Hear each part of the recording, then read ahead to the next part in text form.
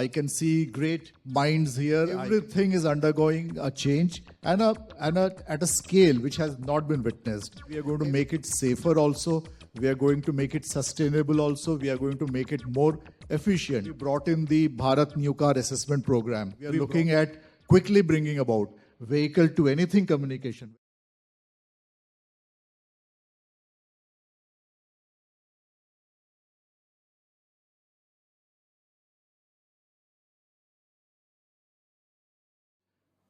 Welcome everybody to this session of discussions. I think it's a connected vehicles stakeholder meet.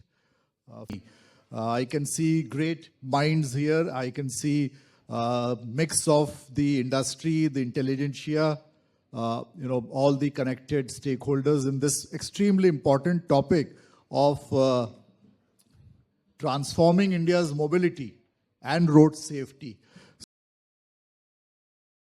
As we all know, we are living in extremely exciting times. Challenging, but something which will give us great satisfaction when we look back after a couple of years, or maybe a decade down the line, and see how each of us contributed our bit to transforming the entire mobility sector. But the very fact is that be it fuel, be it the entire vehicle, the entire structural integrity, be it the safety features, be it the features where we are looking at reducing emissions, how we can cut down vehicular pollution, everything is undergoing a change and at a scale which has not been witnessed. Quite obviously, and I'm sure it has been oft said, oft repeated, that we are trying to look at making the mobility segment or sector in India as smarter. That's why intelligent transport is what we're talking about. I would first of all make this point that all these are interrelated. When we are talking of making the sector, the vehicle smarter, it means that we are going to make it safer also. We are going to make it sustainable also. We are going to make it more efficient. Quite obviously, again, the Ministry of Road Transport here is the custodian of the entire sector. We are the regulators in the road transport sector. We administer the Motor Vehicle Act, and hence that devolves on us that much of responsibility to ensure that we move forward at a fast pace, and in the correct, we stay on the corrected track. The Ministry of Road Transport has been consistently conscious of this fact. As far as back in 2019, we came out with the Motor Vehicle Amendment Act. And I must emphasize again that the primary focus of this amendment was entirely on safety, emissions, and encouraging all sorts of technological innovations that can come in.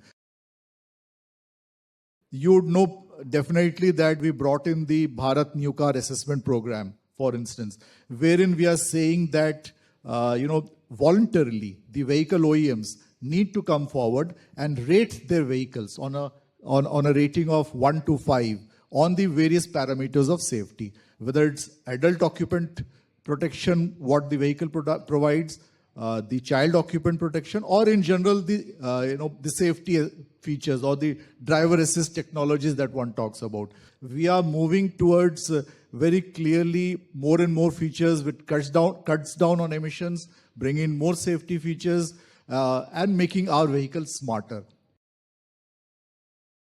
Whether we are looking at assisting the driver for various safety features, we are all, there are so many measures that we are coming for. Driver training centers we are setting up, and we have plans for setting up in each district of the country, which will impart the latest technological training to each of the drivers. We are looking at quickly bringing about vehicle to anything communication, vehicle to vehicle, vehicle to pedestrian, vehicle to infrastructure, vehicle to network. So we have entrusted a committee, we have constituted a task force in the Ministry of Road Transport and Highways. And I think we are on the cusp of recommending to the government the technology the specific frequency, and already in a particular band of 5.875 to 5.925 gigahertz. The recommendation is already in the final stages. I'm sure it will be crystallized very soon. So this 50 megahertz, 50 megahertz, which will be provided to the vehicle industry, should give a impetus to the industry to quickly develop features which will enable greater and better traffic management, smarter flow of the vehicles. It will reduce emissions, it will increase safety. I have this very clear thought in my mind that any initiative we take on the safety front has implications on the smarter front, and any implications we take on the making the transport system more intelligent, it has implications on making it more sustainable also.